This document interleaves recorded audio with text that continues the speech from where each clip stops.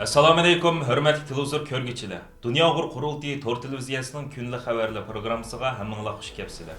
Men riyosatchi Iftixor Abdurshid. Hurmatli ko'ruvchilar, tövəndə diqqətinizlər kunlik xabarlar programmamızın təfsilatında bo'lsin. 27 fevral başlanğan Birleşken Devletler Teşkilatı Kişilik Hukuk Kengişining 52. növbetlik yığını bugün, yani 6 aprel günü ayaqlaşdı. Bu növbetlik yığında mı yani Uygurlar Meclisi yığınının asaslı gün tertiplerinin biri oldu. Yığın jarayonida Amerika başçılıqidagi köplеген g'arb ellarining rahbarlari maxsus Uyg'urlar masalasi haqida so'z qilib, Xitoyning Sharq Turkistonda yurgizayotgan insoniyat qarshi jinoyatlarni qattiq ayblash bilan birga, Xitoyning BDT kishilik huquq komissarligi tarafidan o'tgan yil 31 mart e'lon qilingan Uyg'ur vaziyati haqidagi dokladda o'ttirib qo'yilgan tavsiyalarga amal qilishga chaqirdi. Xitoyning BDT kishilik huquq oliy komissarligi tarafidan o'tgan yil 31 mart e'lon qilingan Uyg'ur vaziyati haqidagi dokladda o'ttirib qo'yilgan tavsiyalarga amal qilishga chaqirdi. Amerika Tashqi ishlar ministri Antony Blinken 2 mart günü BDT Kişilik Hukuk Kengişining 52. növbetlik yig'iniga tor orqali qatnashib qilgan so'zida Xitoy hukumatining Uyg'urlarga irqiy qirg'inchilik va insoniyat qarshi jinoyat yurgizishni davom qilayotganligini ta'kidlagan va biz Xitoyning Xinjiangdagi Uyg'urlar va boshqa oz sonli millatlarga qarata davom qilayotgan irqiy qirg'inchiligi va insoniyat qarshi jinoyat qilmishlariga qattiq diqqat qilyapmiz.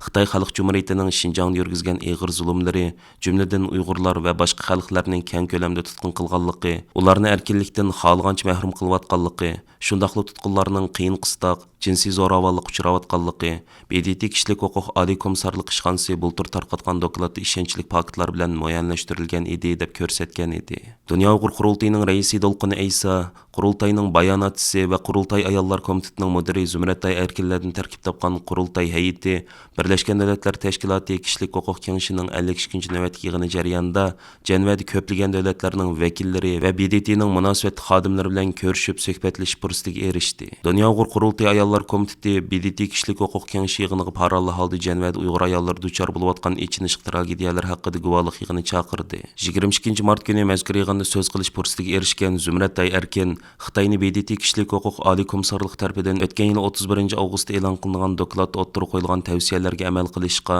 BDTga a'zo davlatlarni BDT kishilik huquq oliy komissarligining dokladini amaliy harakatlar bilan qo'llashga chaqirgan. 23 mart kuni mazkur yig'inda so'z qilish fursatiga erishgan Dolqin Aysa apandim BDTda Xitoy hukumatining Sharq Turkistonda yurgizayotgan irqiy qirg'inchiligi va insoniyat qarshi jinoyatini ayblash va tekshirish qarorlarining elinishi lozimligini ta'kidlagan.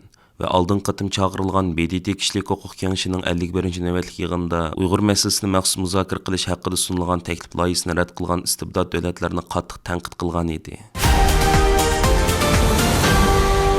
Dünyanın her qaysi ellərdə fəaliyyət elib beriyotgan Uyghur təşkilatlarımız və siyasi fəaliyyətçilərimiz 1990 yılı 4 ayının 5 günü vətnimiz yüz bergen Baran İnqilabının 33 yılını türlü şəkildə fəaliyyətlər arqılı xatırladı.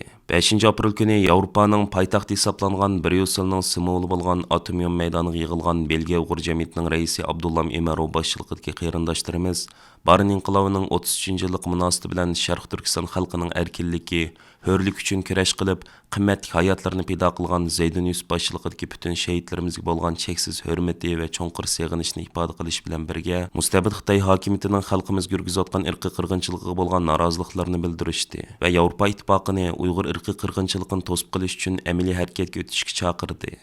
Namoyish maydonidan stansimizning ziyoratini qabul qilgan Abdullam Emarov apandim o'zining yurak so'zlarini izhor qilib mundoq dedi. Assalomu alaykum qarindoshlar. Bugun Brüsselda Atom binosining oldida 4 ayning 5-i 1990 yili Baran voqeasiga xotirlab mashaga chiqdik. Shu bizning Belgiya Uyg'ur jamiyatining hay'at a'zolari bugün şu faaliyetini ötküzüyoruz. Hem özümüzün şu Baran vakasida ölüp ketken şehitlerimizge atıp şu faaliyetini katıyoruz. Ondan başka elbette bugünkü vatanimizin içinde boğatkan kırgınçılık toplamadı. Şu barlık şehitlerimizge bugünkü faaliyetimizni atayımız. 5 aprel kuni yana Amerika Uyg'ur birlashmasi va Uyg'ur kishilik huquq qurilishining uyushtirishi bilan Xitoyning Amerikadagi bosh elchixonasi oldida Uyg'ur irqiy qirg'inchiligiga qarshi namoyish o'tkazildi. Shu kunlik iftorini Xitoy elchixonasi oldida azon va takbir bilan boshlagan namoyishchilarimiz Zaydin Yusuf boshchiligidagi qahramon shahidlarimizning ro'yi uchun duo qilishdi. Namoyishda so'z qilgan Dunyo Uyg'ur qurultiyi ijroiya komitetining muavin raisi Elshad Hasan Ko'kbar apandim Uyg'ur irqiy qirg'inchiligini to'sib qilishning Amerika boshchiligidagi demokratik ellarning bosh tortib bo'lmaydigan inson majburiyati ekanligini alohida ta'kidlab o'tdi. 5 aprel kuni Barin inqilobining 33-yillik munosabati bilan Turkiyaning poytaxti Anqarada Barin inqilobini xotirlash temasida faoliyat o'tkazildi. Bu faoliyat Uyg'ur akademiyasi vaqfisi tomonidan uyushtirilgan bo'lib, Dunyo Uyg'ur qurultiyining Turkiyadagi bayonotchisi professor doktor Erkin Ahmet efendimning riyosatchiligida o'tkazilgan bu marosimga Turkiyada qurilgan kundan tortib Uyg'urlarni qo'llab kelayotgan ya'ni Yaxshi partiyasining muavin raisi Ridvan Öz efendi, parlament a'zosi Fahrettin Yo'qish efendi, Kelajak partiyasi rahbarlari, Yangidan Rafah partiyasi muavin raisi Doğan Bekin efendi, shuningdek Anqarada faoliyat olib berayotgan Uyg'ur va Türk tashkilotlarining mas'ullaridan sirt muxbirlarmi ishtirok qildi. Faoliyat har qaysi siyosiy partiyalarning rahbarlari va parlament a'zolari so'z qilib, Barin inqilobining ahamiyati va bu inqilobdan oldigan tajriba saboqlar to'g'risida to'xtaldi. Parlament a'zosi Fahrettin Yo'qish so'zida Turkiyaning Barin voqeasida o'ldirilganlarning javobgarligini Xitoy hukumatidan so'rash kerakligini ta'kidladi. U mundaq dedi: Sharq Turkiston masalasi Turkiyaning milliy masalasidir. Bu mesele partiyalardan üstün bir meseledir. Her qandaq bir Türk, bir Müslüman, hatta her qandaq bir adam bununla qarşı turishi kerak. Bu 1949 yılı başlangan 74 yıldan bu yan davamlaşıyotgan bir zulümdür. Bu jarayonda Barin, G'ulja ve Ürümçi qirg'inchiligi qatorliq 3 cho'ng qirg'inchilik bo'lgan. Afsuski bu zulüm davamlashyotdi. 2017 yildan tortib irqiy qirg'inchilik aylandi.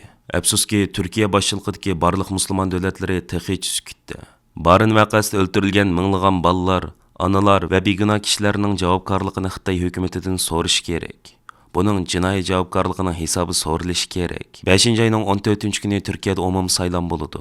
Bizning partiyasi hokimiyat beshiga kelsa, birinchi qiladigan ishimiz Sharq Turkiston masalasini hal qilishning yo'lini izlashdan iborat.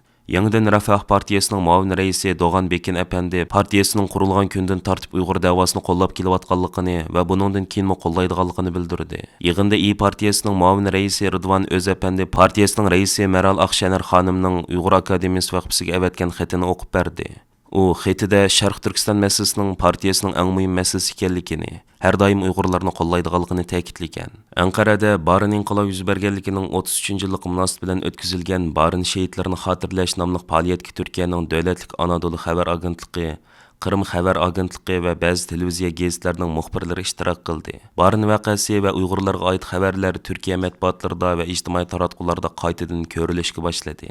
Barin inqilobining 30-yillik munosabati bilan 5 aprel kuni Dunyo Uyg'ur qurultiyining muavin bosh kotibi, Shveysariya Uyg'ur jamiyatining muavin raisi Habibullah Izchi apandim Shveysariya matbuotlarida maxsus obzor e'lon qilib, Barin inqilobining maydon kelish jarayoni, uning arx ko'rinishi, mustabid Xitoy hokimiyatining Sharq Turkistonni ishg'ol qilgan 1949-yildan buyon Uyg'ur xalqi ustidan yurgizayotgan zulm, besim, qattiq bostirish, irqiy qirg'inchilik va insoniyat qarshi jinoyatlar haqida to'xtalib o'tdi.